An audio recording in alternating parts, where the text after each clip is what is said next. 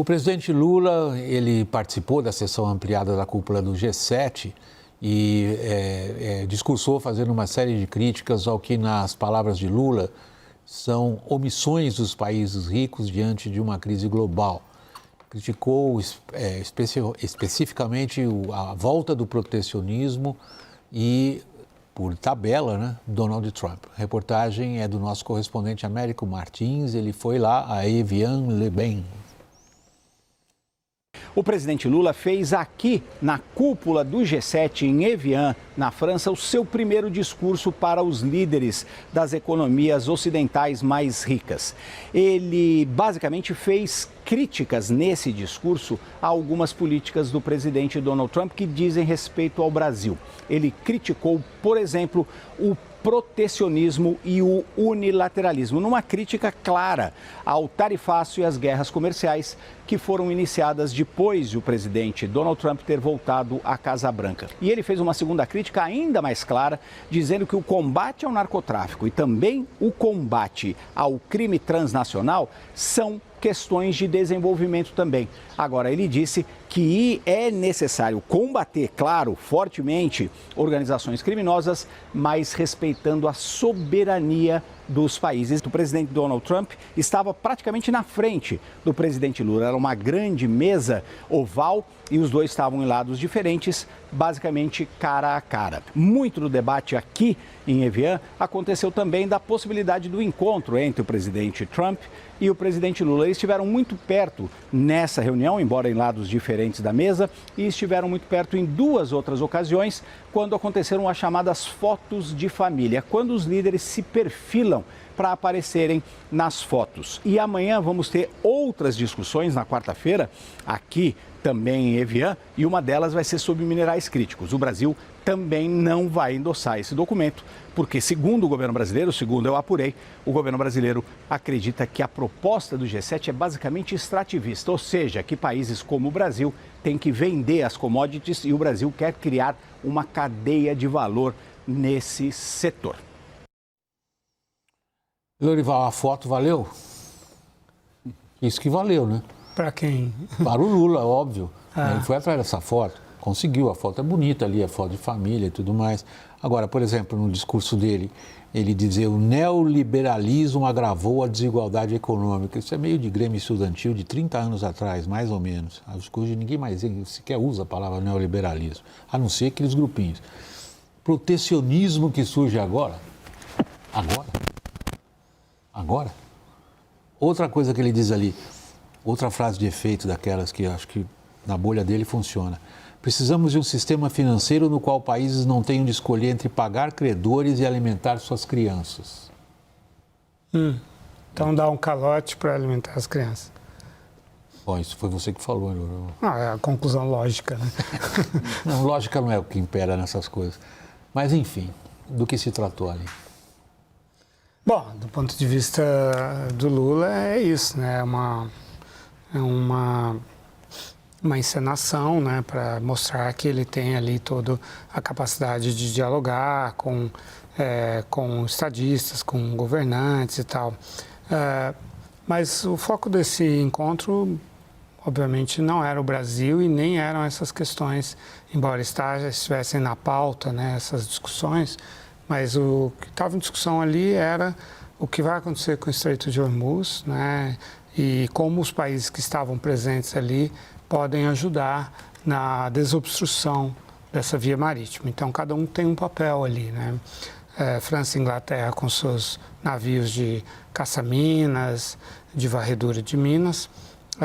Ali estavam Catar, Emirados Árabes Unidos e Egito, né? Com quem o Trump conversou inclusive sobre esse fundo de 300 bilhões de dólares para o Irã, para o regime iraniano, para reconstruir o Irã e levar prosperidade para o atual Irã de Mojtaba Khamenei, né?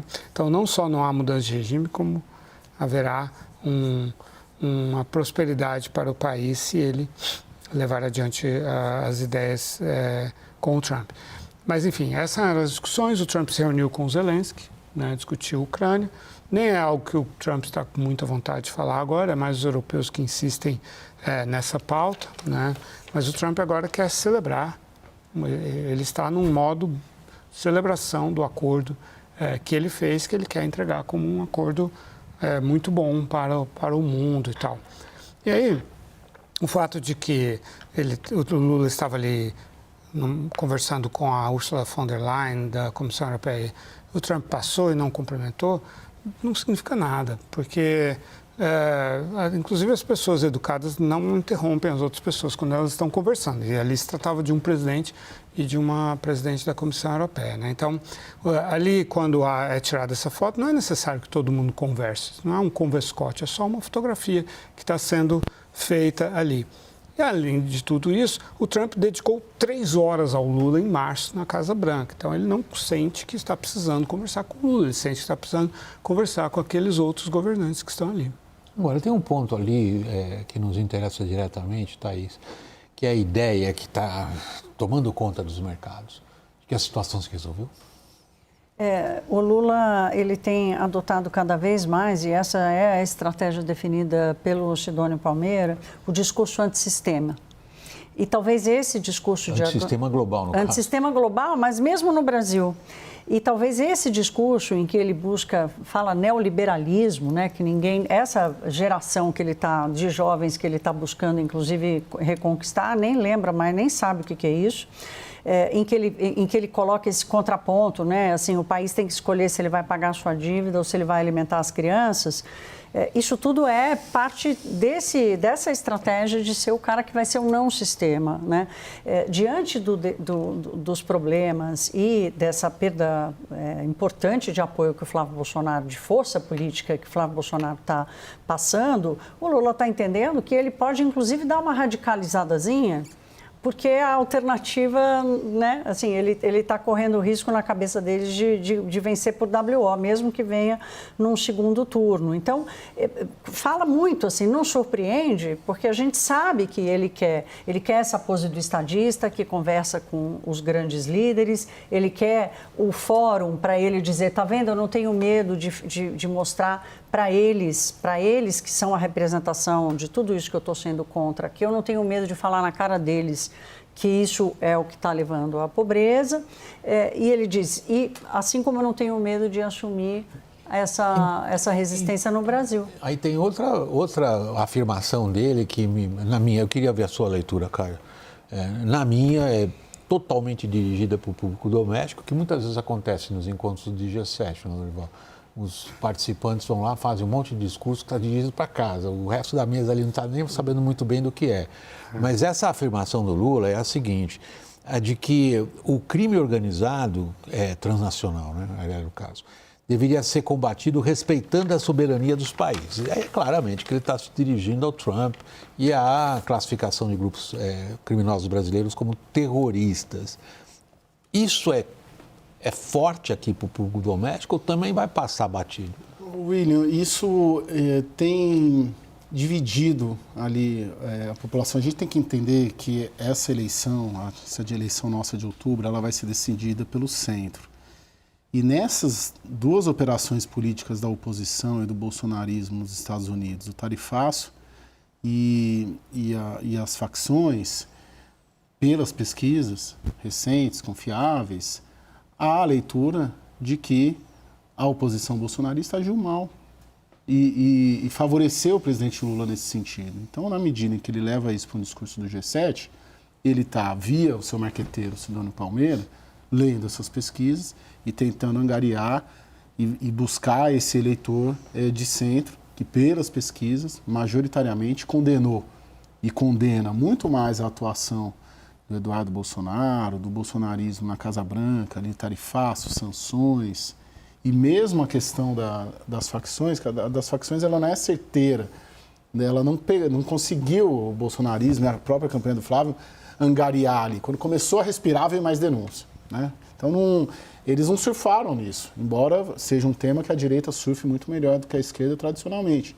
Então, o Lula pega esse discurso, lê a pesquisa e vai lá para o G7, e acopla tudo isso num discurso de soberania que, para esse eleitor de centro, que é o eleitor decisivo da eleição, tem funcionado até agora, muito embora seja um voto volúvel que vai e volta a depender do caso. Agora, alguma coisa o Lula entrou em convergência com, pelo menos, os participantes europeus desse encontro hoje lá nos Alpes, na beirada dos Alpes, lá na França, Lorival. Veja o que o chefe de governo do Reino Unido falou do Trump recentemente. O que o chefe do governo da Alemanha disse do Trump recentemente. Agora foi lá o Friedrich Merz entregar uma camisa de futebol com o número 47 para o Trump. O Starmer e os outros, todos eles, como se nada tivesse acontecido desde 28 de fevereiro. Foi uma coisa assim, vamos tratar esse personagem, o Trump, bem, porque sabe-se lá como é que ele sai reagindo daqui. Então, todos eles fizeram uma mise-en-scène em torno do Trump como se nada tivesse acontecido. É um show de cinismo. O Macron convidou o Trump para jantar no Palácio de Versalhes amanhã à noite, quarta-feira. É o local, os Estados Unidos estão comemorando os 250 anos da independência, é o local em que foi assinado um dos tratados que possibilitaram a independência dos Estados Unidos, extremamente simbólico. Mas por que ele fez isso? Para obrigar é uma palavra forte, mas para induzir o Trump a ficar até o final da cúpula. Porque isso geralmente o Trump não fica até o final das cúpulas do G7. Então, com o charme francês e o charme da história e realmente essa ligação histórica incrível que existe entre a Revolução Francesa. O Trump adora um palácio, né? Exato. E adora ser tratado como imperador. Essa Revolução Francesa, a ligação entre a Revolução Francesa e a Revolução Americana e tal, é algo que realmente une os laços. Não é à toa que as duas bandeiras têm as mesmas cores e assim por diante. Aliás, a Rússia também, aí a gente vai discutir um monte de temas de história.